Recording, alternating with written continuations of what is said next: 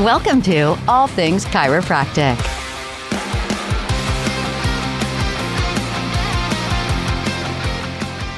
Welcome to another episode of All Things Chiropractic. I'm Paul Andrews. I'm Dr. Mark Davini. And we have some awesome, very special guests, good friends of ours, Dr. Jen. Doubly special. Yeah, they are. Dr. Jen and Dean DePice. Welcome. Hey, Thank you. It's great to be here. I like this radio voice you got going on. I'm gonna Well, do the thank radio you. voice. Yeah, I try, bring it down an octave, Yeah. Are you trying to say it's really tried. This one squeaky is when I my talk voice to you? down an octave. So, although we've known you for a while now, I'm excited to dig in a little bit and get to know you a little bit more. So, Dr. Jen, we always like to ask our guests first, what is their chiropractic story? Why and how did you become a chiropractor? And if you could tell us that. Yeah, I'd love to. So I had no exposure to chiropractic all growing up, all through high school, through college until my senior year in college. And it was really because my mom had a car accident and went to a chiropractor that I found out that my grandmother had gone to a chiropractor like so many decades before that I'd never even heard about. I lived literally 5 minutes from the New York chiropractic school when I was on Long Island. Never saw the word, never saw a practice, never heard about it.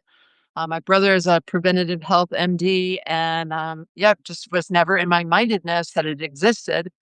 And my mom said, you have to go see this female DC on Long Island when you're home on Christmas break. And I did. And immediately she told me, don't go to physical therapy school, go to chiropractic. You can do more. You can be independent and care for patients in the way you want to. I was in college in North Carolina. I went to one weekend. I went to a DE philosophy seminar at Life. And I heard the philosophy and I said, wow, this really is resonating with me, even though I had nothing that told me to go for that, but it made sense to me philosophically. And I just switched my gears and showed up in chiropractic school and had gotten a couple adjustments on different breaks, but it was very short experience.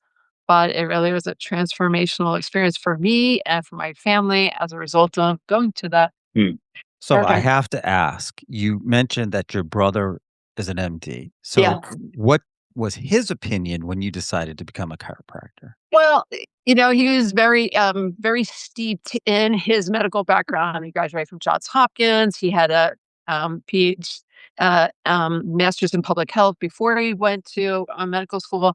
So he was very reluctantly embracing that I was doing something. He was celebrating that I wanted to do something, but very cautious about what the scope of chiropractic could do. My brother, just for a little bit of a side note, has a very debilitating condition of rheumatoid arthritis and scleroderma. He's had every joint in his body replaced, many of them more than once. Takes very many medications every single day. So as years have gone on, he's become a little bit more open to chiropractic, not much, but a little bit. But that, sometimes family is the biggest challenge for us to Which is kind of interesting too, right? When you think about it, he's an example of medical failure. Yeah. Right? Yeah. They manage it. Certainly they've kept him going, but in essence, he has a condition that medicine can't do a single thing for. Nothing. And all they can do is deal with the outcomes of it. So that's interesting. Yeah. Yeah. So, as years have gone on, there's been a little bit of an opening. Like he sent me his x-rays and I got to analyze the x-rays and say, you know what? You have some luxations in these areas. This would be helpful for you. But yeah, it's a challenge. And it's a heavy boulder, but you did budget and you did move it a little bit. So that's pretty impressive. Yep. Thank you for sharing that. So Dr. Dean, same to you. Why? Wait, I'm going to rename my brother-in-law now, Brother Boulder. Yeah. So what's your chiropractic story, Dr. Dean? I've been getting adjusted since I was pretty much born. I was the third of three kids, and my mom went through an illness prior to having me that led her to chiropractic. Chiropractic changed her life. She decided once I was born, she was going to raise me differently. I had one of the pediatric vaccine shots, got sick, and she was done with that. So I never had any further vaccines. Anything that the doctors asked her to do to me, she first went to the chiropractor to see if he would do it to his kids.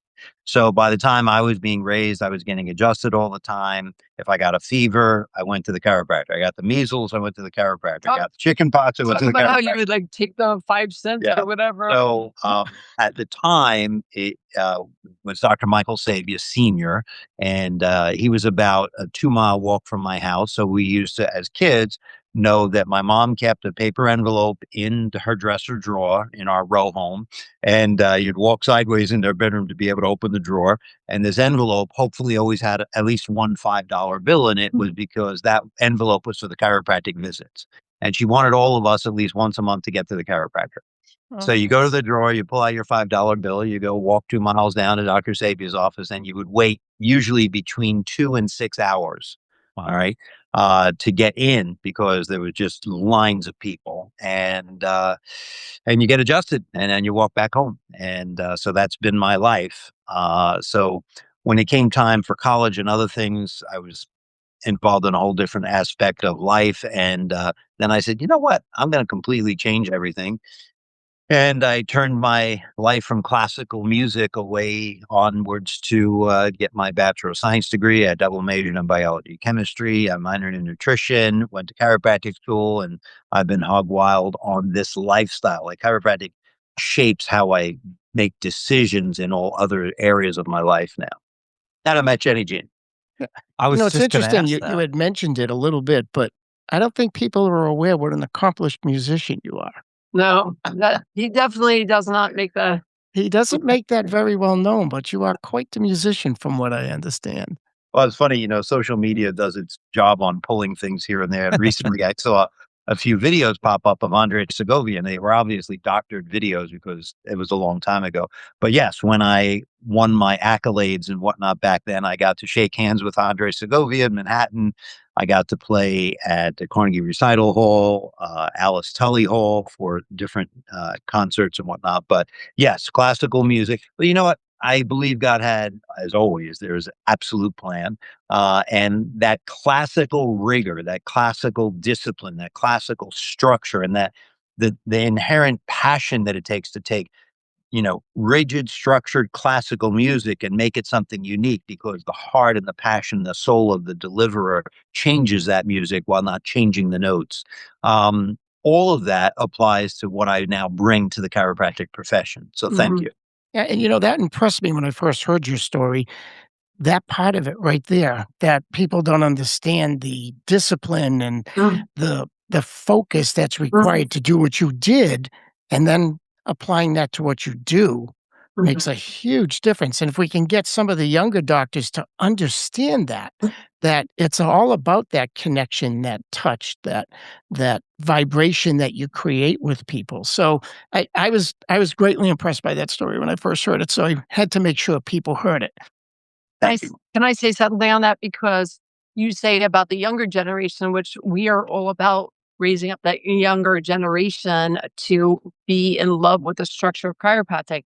And it's really incumbent on the older generation to live out that desire and that passion and willingness to work really hard at the structure, because otherwise the younger generation won't have the mentors.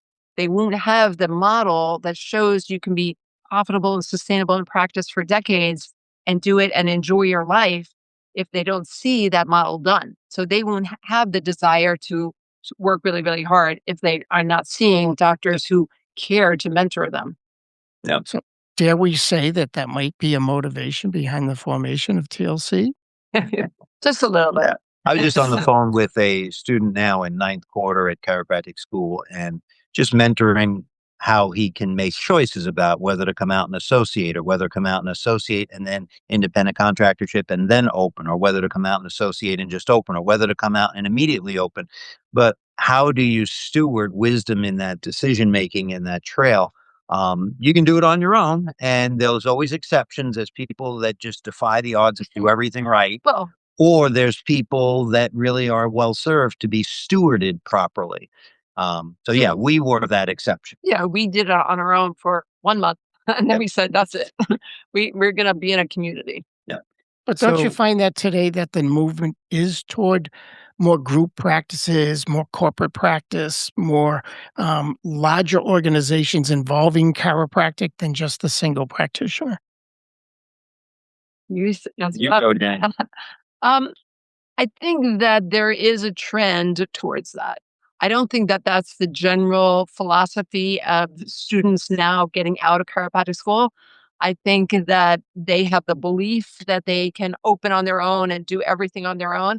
So I don't believe that it is a shift towards that. Certainly in medical practices, that is the shift. That's, without a doubt, there aren't individual practitioners anymore. But I think as chiropractors still have this belief that they can just do it on their own. And as time goes on, they recognize this benefit of working together. Right. And you can do it on your own, yet, particular to our heart is developing highly profitable pay scales for associate doctors to come in and associate with doctors that are incredibly lucrative at what they do is a wise way to go. We did research about 5 years ago to understand what's the likely number of chiropractic practices in the history of the profession that have ever been opened.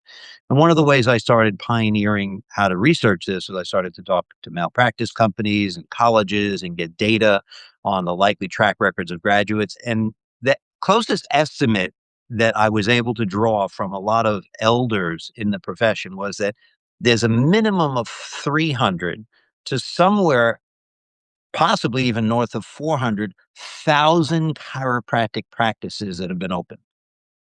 And if doctors were stewarded and trained to never let their office close, that they built legacy driven practices so that those practices never close, then we'd have the maturity of being a profession built on rock, wherein every outbound graduating doctor has a place to go and be stewarded into and take over and then further that story a whole nother generation and another generation. So our dream is that the legacy driven practice could be something we encourage the existing chiropractors to build as legacy driven stories so that then we stop needing to fraternize with these ideas that we have to franchise or we have to get out of school with 300,000 in debt and then pay, sign a contract for $1 million. A lot of kids are coming out of school signing $1 million contracts that they are obligated to pay $1 million over 10 years to own the practice they're in. I mean, it's just insanity. So our advocacy now that we see happening a lot because a lot of TLC doctors are employing associates earning $100,000, $125,000, $150,000 a year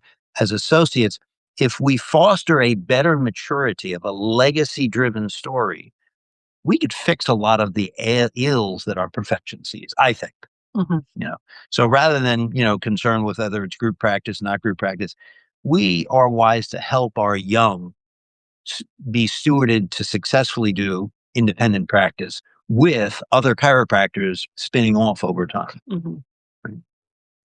so I have to ask, where did when did you guys meet? How did this love story happen? Oh boy. Cobb Civic Center. Yep. Cobb Civic Center. We were both on a every single day athletic journey. I would swim about 3/4 of a mile every day, and Dean would lift weights. And so we were in the same venue on a daily basis. But one particular day, I decided before I went to swim, I would go in and weigh myself. Always waiter. I had a scale in the weight room. You had to Not walk in in where the dudes are doing. So yeah, there were women there too.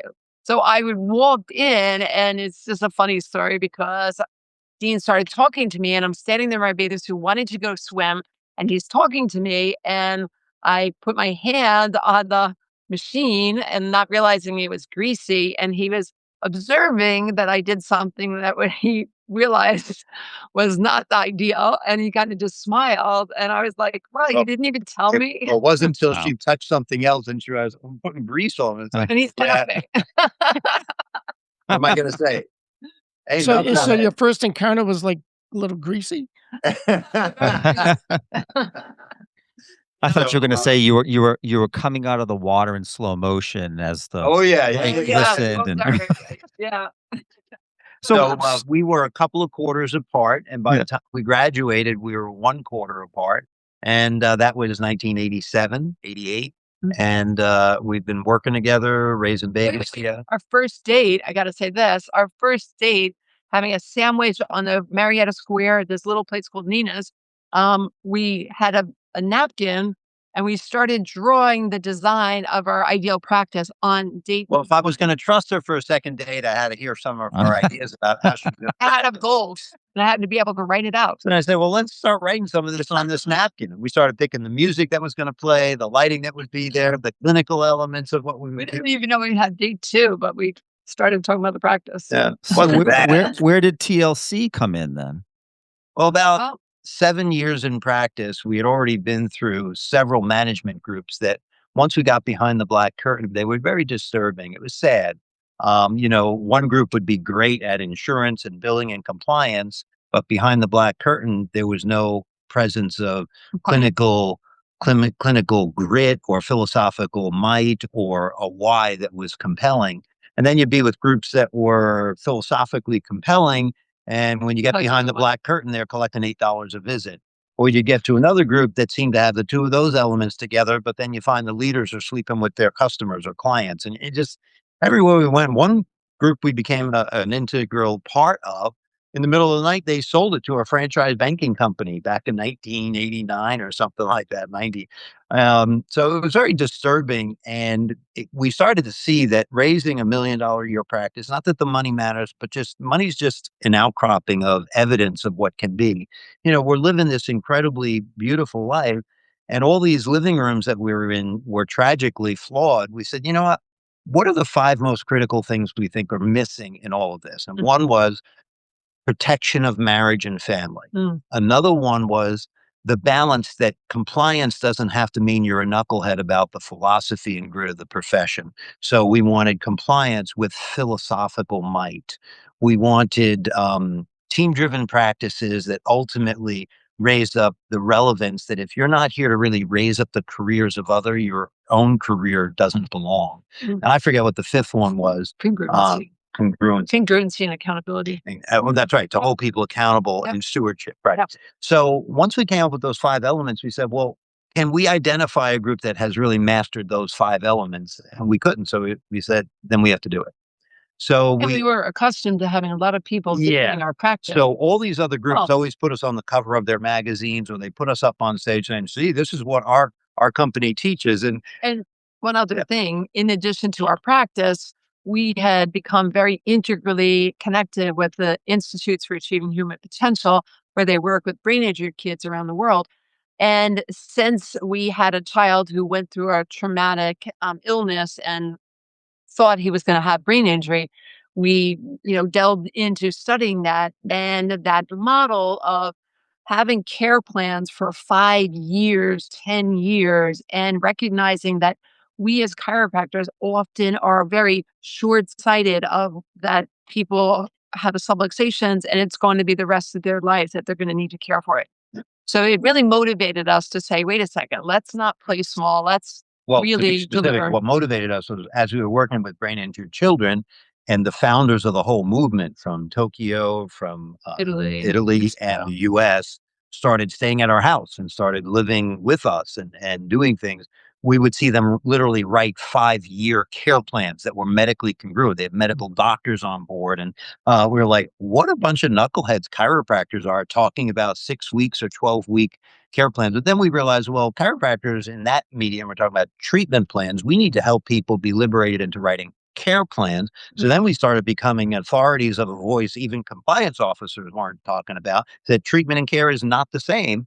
So we started rendering journals and articles and initiatives about that early on because of this work with brain injury development. So needless to say, a lot of people would come to hear us speak at other people's platforms, and that also led to us kind of having an automatic shoe-in to starting some coaching. And a lot of people come and live with us for a week or 2 weeks with their brain injured kids. We had a big house, and it was kind of like a homeschooling mecca.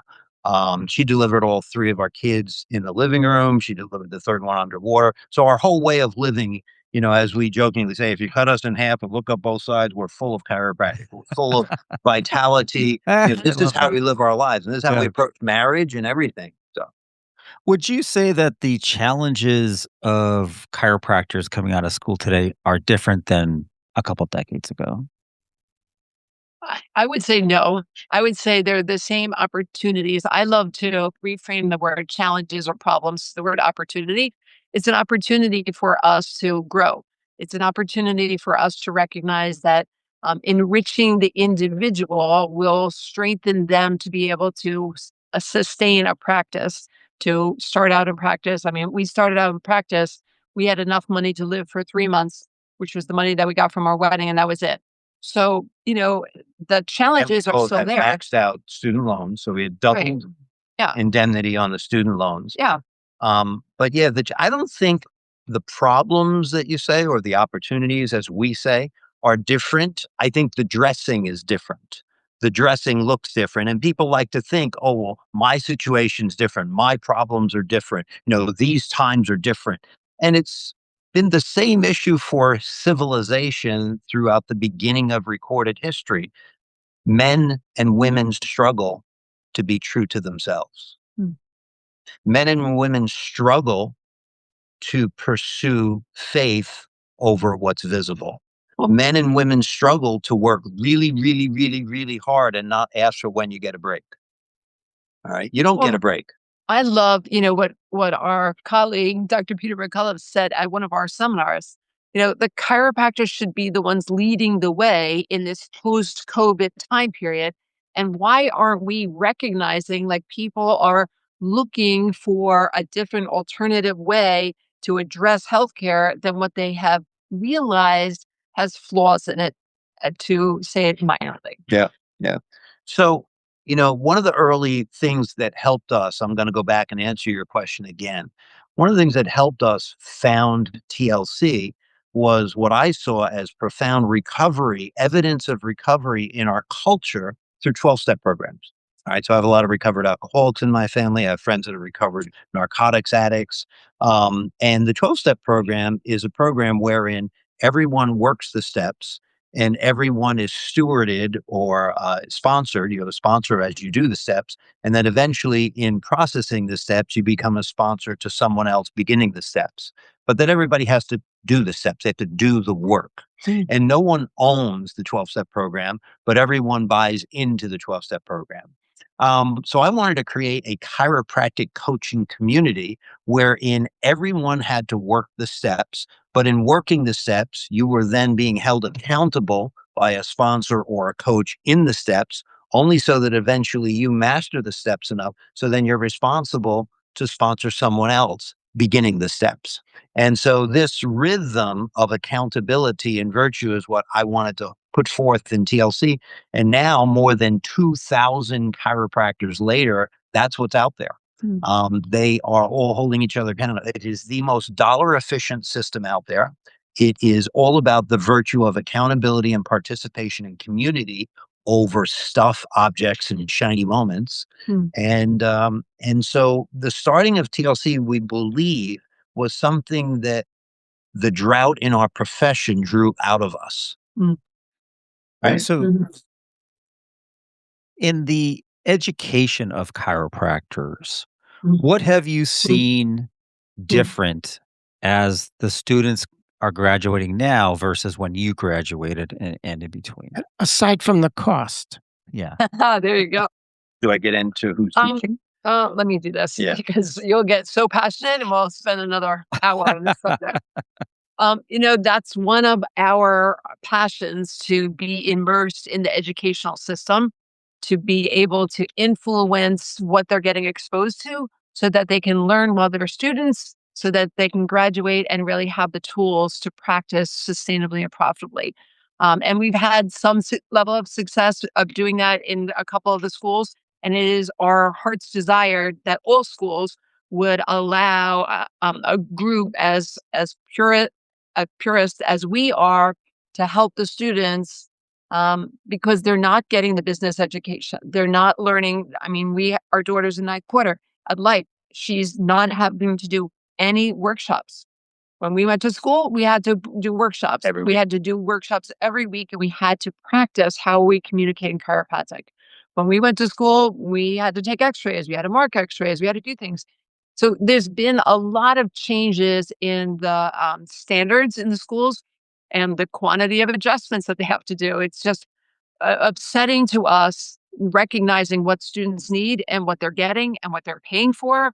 And then the quality of the teachers that really, it would be great if they had teachers that were passionate and successful in practice and really Well, what if striving to do what if that. the requirement for schools was at least 80% of the academic faculty has to have been in practice 30 years?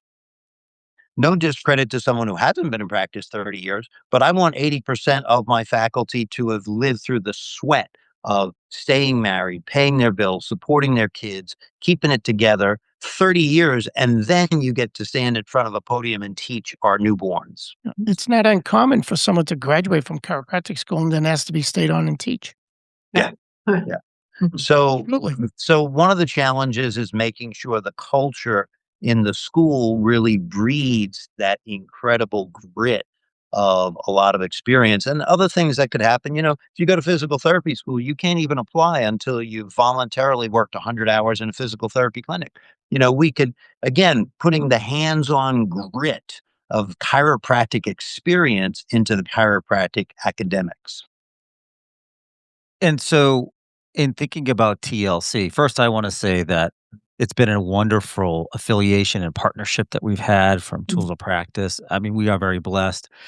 I want to ask, as a person of faith, and you mentioned faith yourself, how how is it that, or how do you rely on faith for your marriage and for TLC and for, you know, uh, supporting these chiropractors? Well, the one non-negotiable in our TLC community is the a profession of the power that made the body heals the body. So we don't profess it has to be the expression, the same exact expression of that power. But if people are not congruently willing to recognize that you are not the powerful one of achieving the healing in the person's body, it wouldn't be a congruent community to be a part of. So what we personally profess, everybody is aware of. We have women's prayer, men's prayer. We are very open with sharing that. And we want to be very welcoming because we don't want to exclude people that don't profess the same faith, because that's our opportunity to be in midst people and to be the light. And Well, there's a lot of people that the irony is anything that anyone does requires a faith that the steps you're taking are true. And no more evident a place than in science. Science is completely about believing in things you can't really necessarily know are true. Quite often. I'm enjoying this book that Peter McCullough and John Leake just wrote about vaccines. And they're talking about how ironic it is that the medical community, vaccine community knows without a doubt, 100% clarity that vaccines don't cause autism. But they, on the other side, cannot tell even 5 criteria of things that are causing it. But how could they have complete faith that it's not at all possible that it's related to a vaccine? Well, that's a faith So project. I know that's why I'm Yeah. saying it exactly, That's their because religion. that is what they live by. Yeah. Nailed Well, it. that's true throughout history in science, that you start to realize, wow, so that was really a belief in something unseen to have proclaimed that red dye number 2 was okay, or Agent Orange wouldn't have collateral damage for us, or, a litany of other times science has been shown to be completely wrong, right? So, So So, how it works in our relationship? I yeah. mean, we're married 38 years and together 44 or so. We couldn't do this, work together every single day, be together, enjoy our incredible family if we didn't have that faith. Going through challenges in our life, in physical challenge, financial challenges, property challenges, if we didn't have that faith, that was the assurance of we're brought together for a reason and a purpose, and it's way beyond our being comfortable. from kids that, everybody's got their stuff. And I think sometimes transparency in a slightly risky level is useful, but mean, we've had to process our marriage through the course of a kid wanting to take his life and engage in suicide. We've lived through all sorts of things you guys do, tax audits, Blue Cross audits, and things like that. We've lived through employees that want to do a mutiny. We've lived through, I don't know. We could sit here. I don't say any of this for a wow complaining. I'm just saying life is messy. And if we're not clear about why we're here and what we're doing and who we're serving, and what we're serving, yeah. Einstein said in the end, and it's interesting the quotes he's most publicly known for, but this quote is out there. It'd be good to acknowledge it perhaps as his greatest quote. All I want to know at this point is God's thoughts. All the rest has just been details. That was one of his closing quotes. So, and I believe that's like the final element of writing a metaphorical story about what happens when true scientists really process science their whole lives, is they are so clear about all that is so awestruck in our soul that we have to understand we are not the final authority. We are a participant in something far mightier than ourselves. Well said. So as we wrap things up, I want to say a few things. One, if you like what you hear, which I love, you guys, every time we talk, you can go to TLC, the number 4, u.life. That's a wonderful place to start. When you're thinking about your ideal chiropractic partner who comes to TLC, do you have, we just did an episode on, being an excellent patient. And so popped in my mind, like, do you have an excellent client or an excellent TLC partner? Yeah, we love talking about that. That's the avatar. Who is our ideal avatar? And so the first quality of the person that we look for is somebody who is seeking, who is hungry, and who recognizes there's more. There's more to whatever cycle of their life they're in, whether they're a student, whether they've been in practice 40 years. We love the people that have been in practice for a long period of time that are saying, you know what, there's something more. I want to be more in love with chiropractic. So that they're hungry and that the second one is that they're open to seeing value in community, because we don't want to just work individually. We recognize the power of the community. So if the person is open to being on calls or being at events and recognizing that we all have something to contribute and we all grow when we're in community. So those are my 2 top ones. That they want to have a legacy-driven practice. I love that. Seriously, when I watch what happens when host doctors early in their career, not late in their career, early in their career, start to comprehend what it's like to get an associate, what it's like to be able to take 2-week and 4-week vacations every year and live a life. When we get doctors to do that by their 10th year in practice, their longevity and their focus on perhaps living with legacy is at a whole different standard.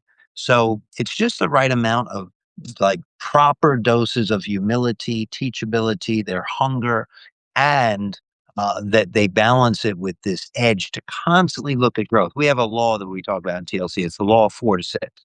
All right. The universe we live in will take increased morsels out of our income every year through inflation to the tune of 2, 3, 4% a year. So if you're not growing 4, 5, 6% every year, then you're not outpacing the hunger of the world we live in. So we're responsible to grow. All right. And all doctors of chiropractic are responsible to grow. And it's very common after 5, 6, 7 years of opening their doors, they stop growing. But their overhead doesn't stop growing. And so by 15 years or so, there's this struggle that goes on. And we love to see chiropractors that are hungry. I like that. I love that. Nicely said. Yeah. Like I think of you doctors, and I think of TLC, and I'm saying, for our doctors out there listening, if you need to ignite that passion or throw some gasoline on the passion you have and if you're seeking, we've been to these TLC events and we see not only the community and the love, but the passion that can really create the inferno. So when you go back on Monday morning, it's not the same old thing, right? It's not the workshop junkie that just keeps going and never changes. anything when they get And back. we're accountable to you guys. I mean, we're in the front line of practice. I'm a practicing doctor of chiropractic. She's adjusting. She's an adjusting doctor of chiropractic. We have 2 associates downstairs right now that are adjusting in the front line. So we're responsible to TOPS. We have a compliance program through TOPS. So anything all of us talk about is not from the ivory tower or something we did 10 or 20 years ago. We are in the trenches of what we do right now. I'm going to loop Okay. back to what you said about the germination of TLC and say that you guys walk the walk. It isn't just talk, right? I didn't mean that to rhyme, but it did. Hey, all right. Yeah, so I'm really impressed with that, and I just want to again just say how grateful we are to be affiliated with you, be partners with you, but also for your time today. I love getting to know you more. It's really been a treat. I'm sure we'll explore that relationship more, but we want to just thank you so much for being here today, Dr. Jen and Thank Dr. you. Dean DePice from TLC. Thank you. Yeah. So thanks again for listening to another episode of All Things Chiropractic. I'm Paul Andrews. I'm Dr. Mark Davini. Thanks for listening to All Things Chiropractic. We'd love to hear from you. Visit allthingschiropractic.com with comments, episode ideas, or questions. Or connect with us on Facebook and Instagram at All Things Chiropractic Podcast. Be sure to join Dr. Mark Davini and Paul Andrews next time for another episode of All Things Chiropractic.